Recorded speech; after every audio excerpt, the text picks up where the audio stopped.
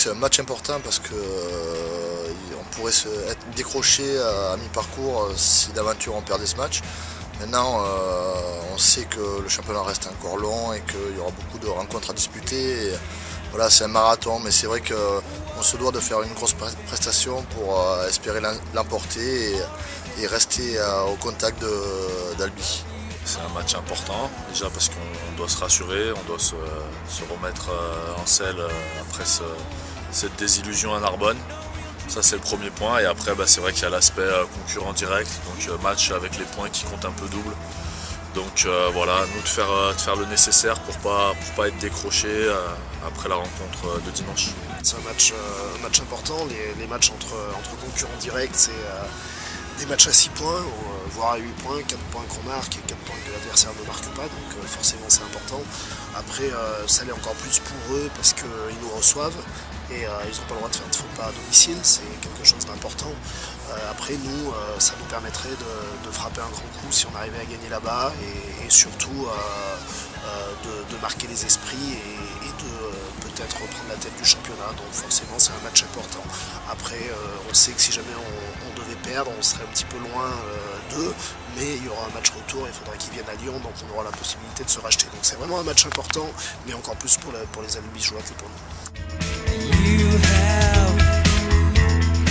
C'est vrai qu'on a manqué pas mal de maîtrise après Narbonne, c'était une grosse déception, une grosse frustration. Donc voilà, on a essayé de bosser sur tous les petits détails que peut-être on soignait un peu moins ces derniers temps.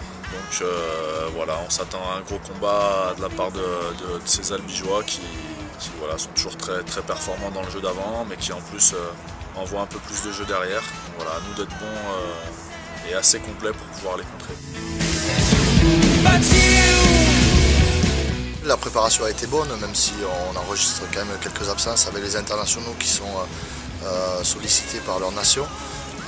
Je crois que l'équipe a une soif de revanche vis-à-vis de la prestation de Narbonne et j'espère qu'elle va se servir de cette frustration pour réaliser une grosse performance. C'est préparé comme il faut, on a une semaine de vacances afin de se reposer après 4 mois de travail intense.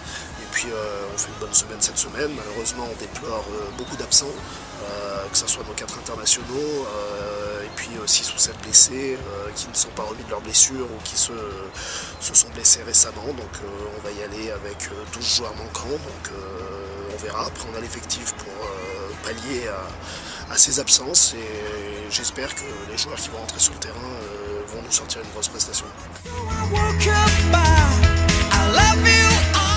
Pression là tous les week-ends, on prétend finir premier, donc on doit gagner tous les matchs et on joue tous les matchs pour les gagner. On l'a vu à Narbonne qui était soi-disant un match avec moins de pression, on l'a perdu et c'était une grosse désillusion. Donc tous les matchs sont importants, celui-ci au même titre que les autres. Tous les matchs de Pro D2 sont des matchs à enjeu et à pression. À partir du moment où on est prétendant à la montée, on se doit de faire de bons matchs chaque week-end. C'est vrai que celui-là revêt une importance capitale, mais voilà, je crois que les joueurs sont préparés à ça et ils ne décevront pas leurs supporters ce week-end. Forcément un peu de pression, mais il y a surtout un grand plaisir de jouer ce genre de match. Voilà, c'est toujours plaisant de jouer des gros matchs. Le championnat est long, assez monotone.